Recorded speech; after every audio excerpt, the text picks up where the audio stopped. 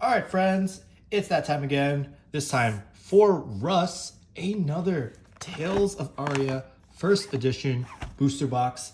If you haven't watched the first opening that we did for Adam, go check it out here with the little eye. In that box, we opened 1, 2, 3, 4, 5, 6, 7 Majestics, the legendary, and a common cold foil Ragamuffins hat. So, hoping to keep doing well. Let's see how we do for Russ. All right, this is box number 2. Let's talk some finance. Let's talk some numbers. This is, of course, the opening release day, and Tales of Aria is dipped.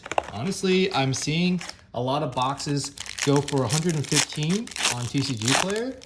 eBay about the same, and so it's not a good sign. Not a great sign at all. Got our rare foil overflex, and an amulet. All right, that took the spot of the equipment. It's not a good sign, but it may, it's not a good sign for investors, but it is a good sign for players. People were afraid that the set was actually going to become unobtainable, kind of like Monarch. And with the fact that Nationals is coming in November, especially in the United States, it was going to be a real problem without having access to product, because it seems like Unlimited won't come out until after Nationals. So first ed is all we got, and that's all we can play with for now. All right, we got our rare.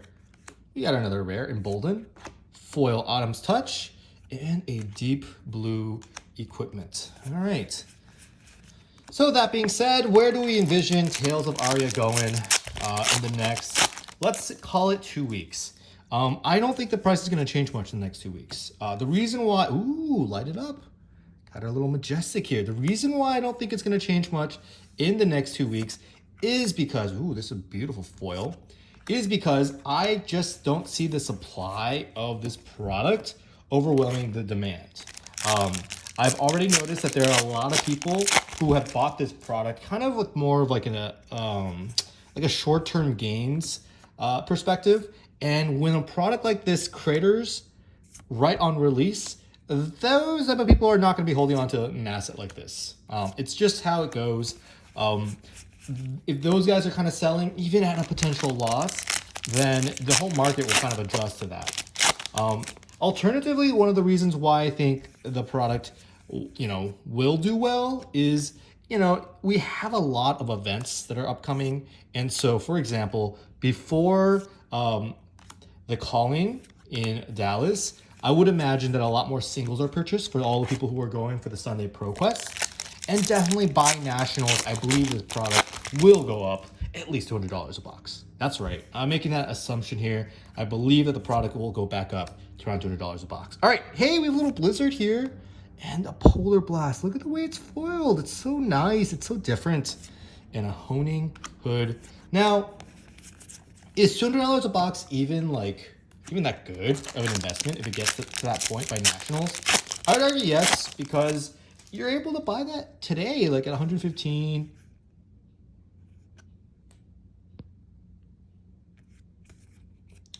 And, that's a good investment. Now, another thing that I think about this set is, I thought that was a cold foil, is it really actually has a lot of space to grow with the chain bands.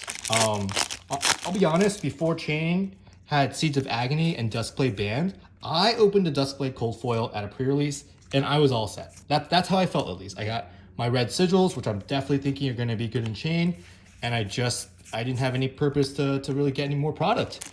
But now with those bands, it's possible that Briar is actually playable. It's possible that all these other heroes are actually going to be more playable.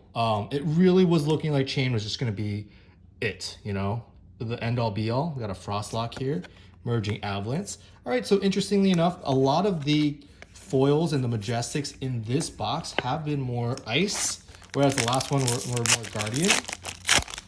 All right, here we go.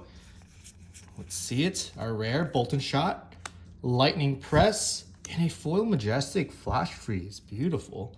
Rotten Old Buckler and a Frazzle. All right. All right.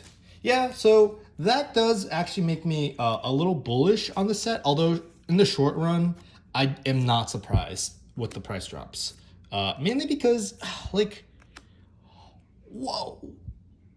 All right. That is just a gorgeous cold foil. Look at the way the lights. Mainly because these bans have also made it so that, you know, I could imagine investor confidence has dropped as well in this set. We banned a card that hasn't even had a chance to be in the game yet, from Classic Constructed. Duskblade, of course, is which I'm referring to. And so that, you know, that's not the greatest sign for a game. But that is just how games work, huh? This card does remarkably look like the Fabled card, which is what the playmat is, the Corsham. And let's just go through the rest of the pack.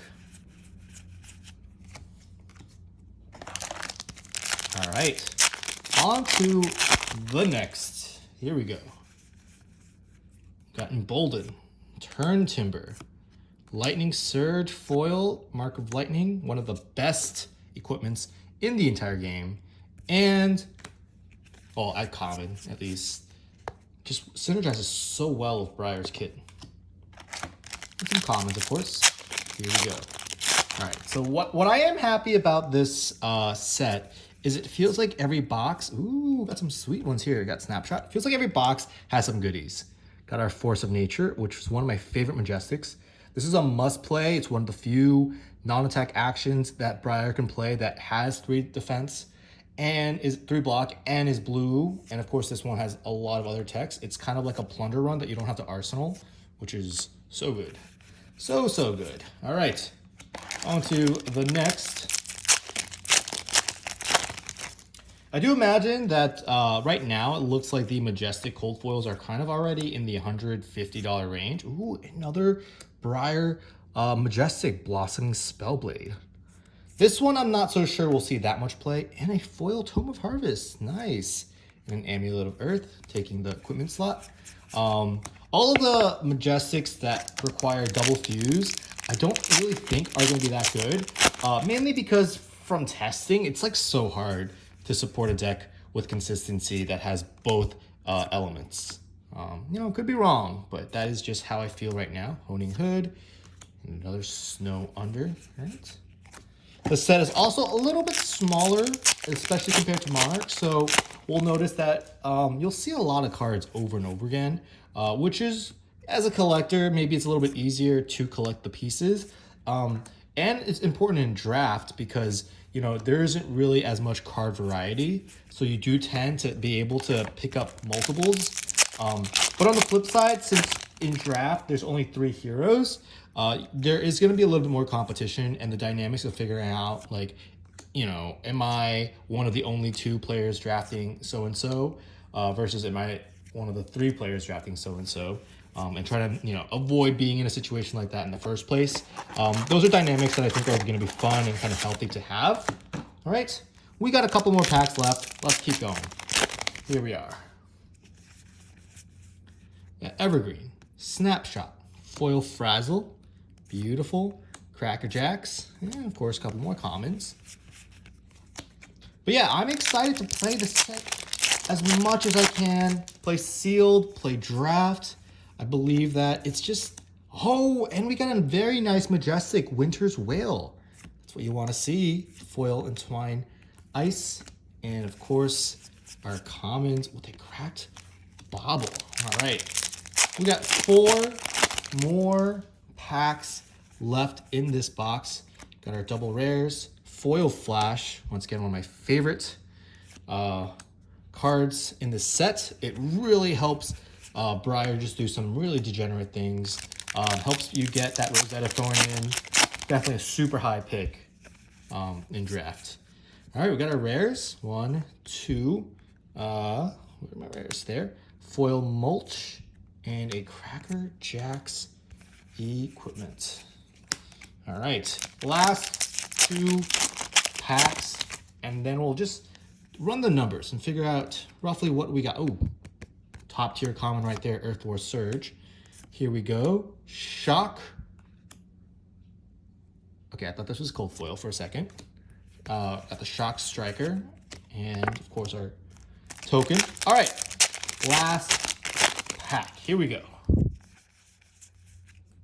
Frostfang, Embolden, Frostfang, Runaways, and no other cold foil in this box.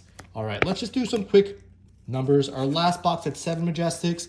This box has 8 Majestics. Nice. And 2 of them are foil, which makes sense.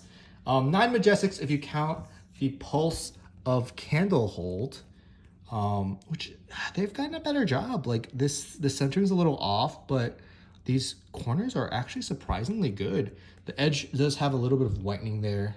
Hard to tell on video, but what a beautiful card. Just beautiful. And let's just count equipment. 1, 2, 3, 4, 5, 6, 7, 8, 9, 10, 11, 12, 13, 14, 15, 16, 17, 18, 20 equipment. This is actually a lot of equipment. I believe the last one had a lot less than 20 equipment. All right, guys, that's the box. We're going to keep moseying our way down. Thank you guys for watching, and I'll see you on the next one.